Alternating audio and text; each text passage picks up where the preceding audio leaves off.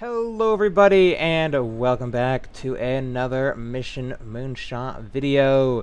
In T-minus 4 minutes 30 seconds, we will be sending another spacecraft to the moon, another lunar impactor, to, again, hopefully try and get some science from impacting the moon. We've had sort of mixed results with these missions. Some of them have hit, some of them have just gone careening past into deep space, and a lot of them fail to just get off the ground. So we'll see where we get with this one. Over here on the guidance front, everything looks go for launch. So yeah, I say we go ahead and set guidance to internal and send this baby to the moon.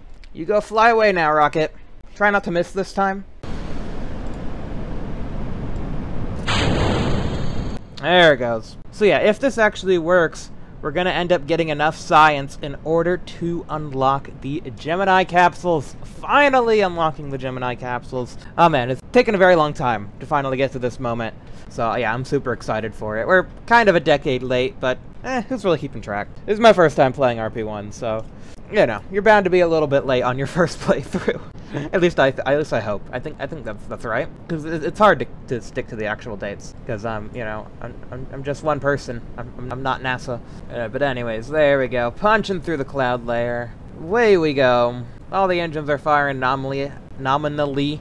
I believe on our last attempt we actually we had an engine failure. So not ideal. Luckily though, we do not seem to have an engine failure. Engines seem to be running normal. Nominal. Engines are nominal. Yeah, engines are running normally, and we're making our way out of the atmosphere into orbit. Alrighty, in T-minus 20 seconds, we'll be saying goodbye to that booster skirt. We'll just be running on the main sustainer engine. And just on cue, there it goes. Bye-bye. Oh, we can probably go ahead and pop these off, too. Frick me, not again. I swear, I don't make these things up. The fairings are stuck on. Well, it's fine. It's fine. Okay, it's fine. The fairings can stay on. We're just gonna send the entire Regina spacecraft into the moon. And hopefully something survives. Because again, I swear I clicked the button to tell them to have a decoupler. I don't know how this has happened more than once. It seems like my rockets just keep getting reverted back to old glitchy versions. Because it's happened more than once. And I tell you, after they're broken, I fix them. But then yet, I guess I probably should test them. But then there's a lot of tests, okay? It's a mission. Okay, I knew it was broken, so I fixed the fairing. And then we're like, okay, we're good. This is not a problem anymore. And then, I don't think to test it again. Because it wasn't a problem anymore. Yay! Fairings that I didn't intend to bring up here, but they're here anyway. Okay, let's get us to the moon again. Just make sure you absolutely smack it. Right there. Right there in that crater that's already there. Just hit it harder. But yeah, once we're on our way to the moon, we should be able to decouple the spacecraft. And, yeah, hopefully separate it from the power-hungry Agena. And have it go into its own hibernation mode. Basically just cut the power. Because you could do that. There's switches and stuff. But doopy. There we go. Not quite in the crater we were aiming for. Little off, but that's fine. Still what we want. So we're on our way to the moon. We can decouple this. Now this will last a day and 5 hours, which isn't ideal. Can we... There we go. We have hibernation. There we go. Hibernating. Hibernate in your cocoon all the way until impact. Because all we care about is what happens at impact. Now I'm pretty sure, because game is game and time warp is a thing. Yeah, there we go. It's free! Look at that! Wow, look at that. The probe is free. But yeah, these things are both just going to go impact the moon now. But this thing doesn't have any communication. Because the antenna's not out. Right, do we need communication? Let's see, what do we need for this contract? No, we don't actually need communication. Probe must have 400 kilograms, it must have power, it has all that. And we're heading at the moon really quickly. So, what's this big thing approaching towards me really quickly? Ground! I'm gonna call it ground! That's right, the ground is approaching very quickly. Oh my gosh, oh no, not again! And yeah, we'll go ahead and cheat that complete because we did it. Complete. There we go. Okay. And yay, 54 science! We have enough to research the second generation capsules. And now we have access to orbital maneuvering, simple navigation, and cruise science. Nice! So we'll do that when we launch Gemini. About a decade and 2 years late. So yeah, anyways, when is that going to be done? 80 days. Okay. Man, we'll probably actually be able to do that today. That'll be fun. We got Valor next, so our lunar landing. Then, to finally finish off that Navsat constellation with the final satellite, and then another attempt at lunar orbit. Now, I also want to throw in there another attempt at doing our weather satellite. I have fixed those up. They should now has enough charge to last it 43 days, or 23 days when running the science experiment. So, yeah, I think that's pretty good. The on-orbit life of the Corona spy satellites were actually about 20 days. They did 20 days, and then went into like to a deep hibernation mode for another 20 days, and then jettisoned the capsule. We're not going to bother with the deep hibernation, it's whatever. So we have 20 days to do science, and then another like 9 days to get it back down to Earth. So I think that's pretty good. That's enough time to do what we want to do with it. But yeah, this will last a lot longer. The other one, I don't even think it had like 4 days of on-orbit life. So the fact that I set a timer for 100 days and was like, yeah, we'll see it in 100 days, was like, yeah, I don't think it was going to live that long. Even this one won't live that long, only 20 days. But 20 days is good. Yeah, it takes 2 years to do this. So 20 days for 2 years would mean 36 launches, which I think is a reasonable amount to get all that science. So, yeah, I don't know, so it's fine by me. And now, the moment you've all been waiting for. Yeah, we're gonna switch to no, you get out of here. We have the Droop Snoot, the Concorde. So yeah, I went ahead and built this on stream, so if you guys missed that, there should be a link to the stream. But yeah, we have the Concorde here, and yeah, it actually, in the simulations, it flies very well. So we're gonna give this a shot. We're gonna use it to do some Mach 2 flight, and also some Mach 2 science. I didn't actually put that in here, but we can, I'm pretty sure. Well, that's annoying. The Concorde doesn't have configurable crew science. So we could just throw, like, another cockpit in there, I guess. So yeah, I guess we just throw an X1 cockpit in here, so we can get our science. Yeah, I mean, we'll just pretend like there's somebody back here doing the Mach 2 flight science. Because there were actually some Concordes that were used for scientific research. So, that's what this is. I'm pretty sure we don't have all the Mach 2 flight, and that's really all I wanted to do, was Mach 2 flight on here. Yeah, we can get like an extra 6.2 from it. Yeah, supersonic flight we've gotten. We're just missing some Mach 2 and high altitude, and then all the hypersonic. Interesting. We'll probably just end up getting hypersonic flight when we do space planes, because I did want to get some space planes up before we call it quits for the series. And I could probably go VHF actually on the communication, because we're not going to take this to space, so VHF should be perfectly reasonable. Alrighty, and now we have our lunar lander ready to go. And yeah, hopefully this mission goes pretty well this time. The main goal is going to be to not miss the moon. That is going to be the main goal. Everything else is kind of extra, really. So, here we go.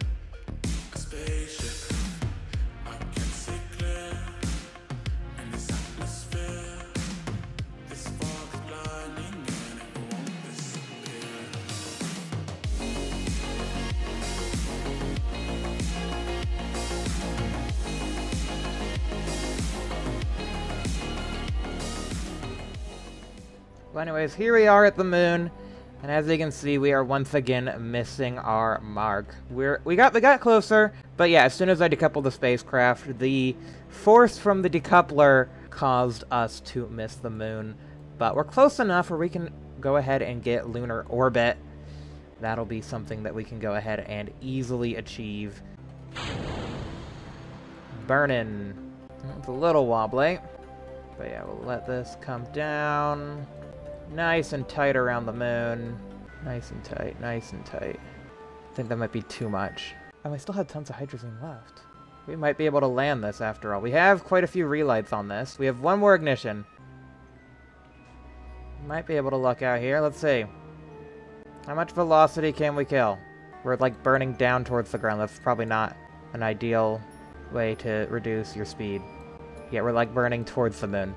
No, no, don't do that. Yeah, the likelihood of this thing surviving is probably very, very low.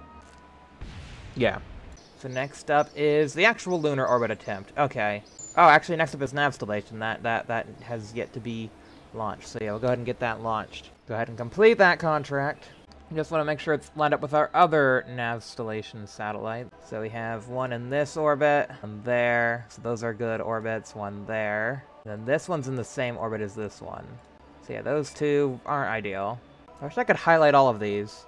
So yeah, we're right under this orbit, so we wouldn't want to be. We want to wait like a little bit. Yeah, I think launch like here. Okay, perfect. That's a good launch site. Okay, we'll go there. Not like it really matters, it just matters that all the satellites are up there, but it would make me happy if they were in some sort of a constellation, other than just being all in the same orbit, because if they're all in the same orbit, then it's not really going to be helpful. Oh, this still has Comsat payload on it, not Navsat payload. Yeah, this one has Comsat on it. Alrighty.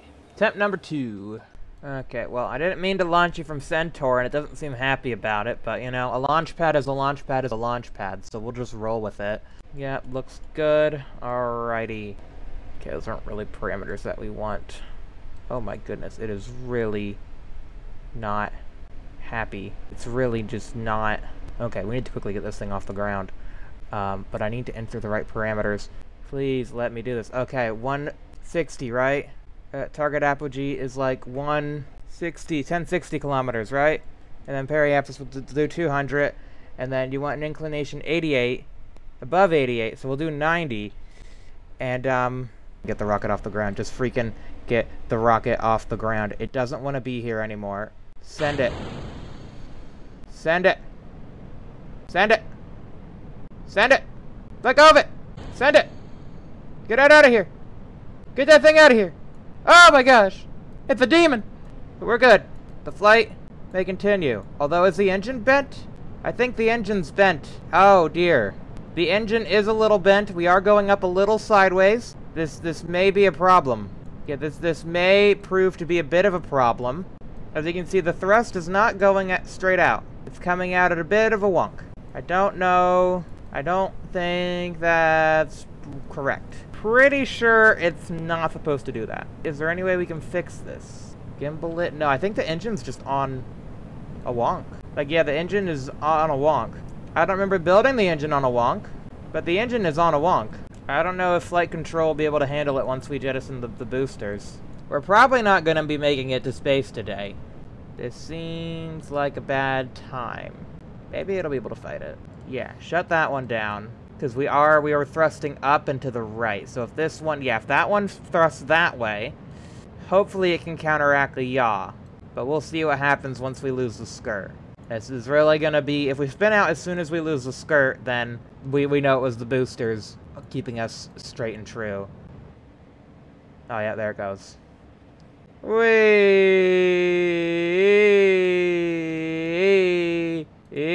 Okay, okay, you've had your fun. You've had your fun. You've had your fun. Kaboom-ski. Yep, kaboom-ski.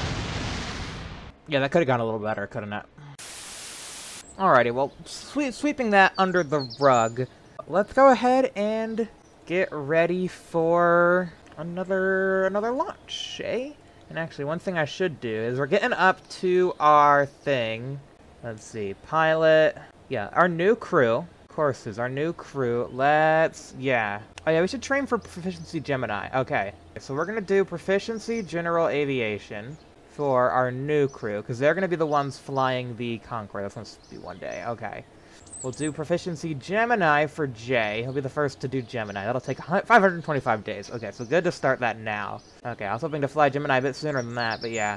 I guess that's gonna take a while. So yeah, we'll train Jay more. We're going to have to train other people too. So yeah, we'll do that. And then we'll go ahead and warp right until the Droop Snoop's about to be done. We got like 23 days until that's done, so that's fine. Yeah, in fact, we can't launch Gemini until 1977, or 1978, actually. The mission training probably shouldn't take as long, I would hope. 4 to 6 days later. Roll this out, get that up. Oh wait, we're actually, the Concorde's gonna be done before that can get up. Okay. So we can prepping it for air launch. Yes, because we're totally gonna air launch that thing. It could probably air launch something, to be honest. No train crew. Tech proficiency. Oh, no, nobody's trained in the X-15! Nobody's trained in the X-15. Hold up. Okay, I gotta train somebody in X-plane. Right. Okay, that's gonna be 30 days. Sure, okay. Yeah. Scientist needs to do X-15, because you're gonna be in the X-15 cockpit. That's gonna be 160 days. My goodness. I guess we'll go ahead and launch the weather satellite then. Alrighty, launchpad seems stable. Off you go, buddy.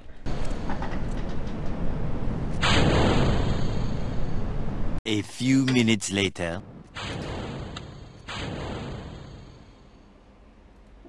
No, no, no, no, no, you're not supposed to do that. You're not supposed...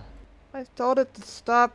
Oh, it never even broke orbit. I thought I had enough Delta V. I didn't test it. Should have tested. Alrighty. Well, anyways, I'm gonna have to redesign that weather sat again, cause yeah, I mean, I checked it. It had enough Delta V, and it should have worked. But I guess the fact that we had to launch into an inclined orbit probably took a bit more than I was anticipating. And again, I should have tested it, but I'm just running out of time to get this video out. I don't think I'll be able to get the Concorde out because, yeah, I didn't realize how long it was going to take these guys to train. At least we got Gemini. At least that is finally researched and we can get that over with. But to finish it off today, let's go ahead and end it on a high note and see if we can't get lunar orbit. Sun's just about to rise. Beautiful. Beautiful time for a launch. Oh yeah, look at that. Beautiful early morning. Getting ready for a launch to the moon where we hopefully capture into in stable orbit. Again, I haven't tested this because I haven't had the time to. 3, 2, 1, and go!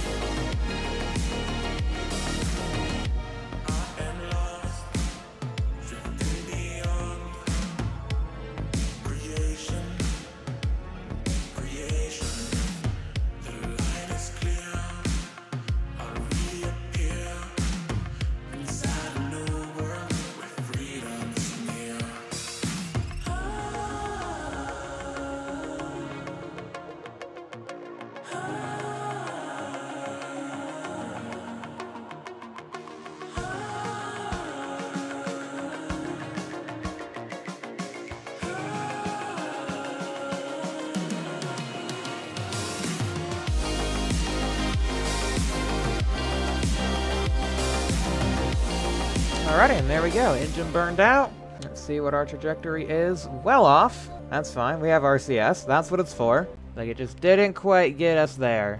Could have easily burned. There's a lot more Delta V in there that we could have just easily burned. Actually, why not? Yeah, just burn it.